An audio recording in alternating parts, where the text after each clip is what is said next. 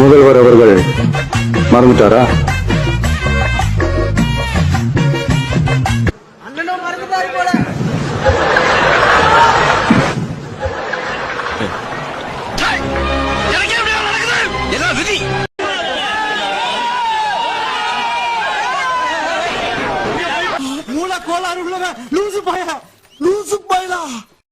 இரும்பு லாரிகள் எப்படி அடுத்தவர்களின் பாரத்தை சுமந்து கொண்டு கடினமான மலைகளை கடக்கிறதோ அதே போல இரும்பு மனிதர் நம் தலைவர் தளபதியின் தமிழகத்தின் மலைகளை சுமந்து அவற்றை தீர்க்க புறப்படுகிறார். What bro? It's very wrong bro.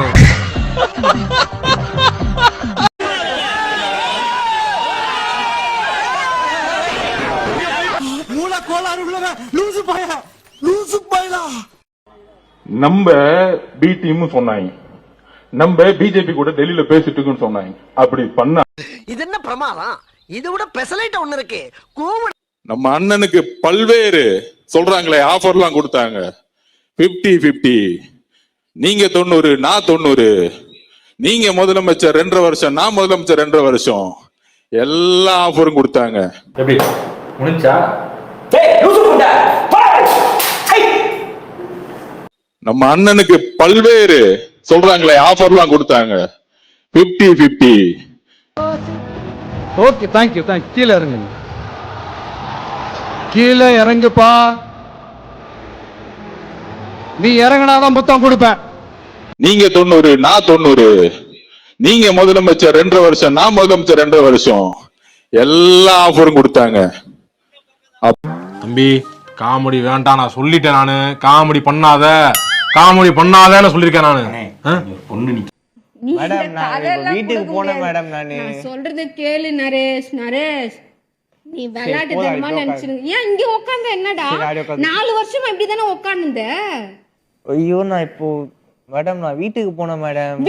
வீட்டுக்கு நான் வாழ்வா சாவோ உன் கூட தான் நரேஷ். எனக்கு வீட்டுக்குன்னா என்ன அப்படின்னா உன்னை சாவடிச்சிருவாங்களா?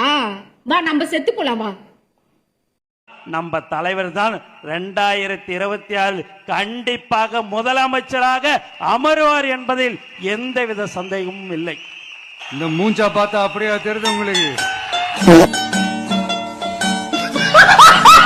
நம் தலைவர் திரையில் விசில் அடித்தாலே தமிழகம் தாங்காது. இப்போது தமிழகம் முழுவதும் விசில் அடிக்க போகிறோம். இனி ஊழல் ஓங்காது.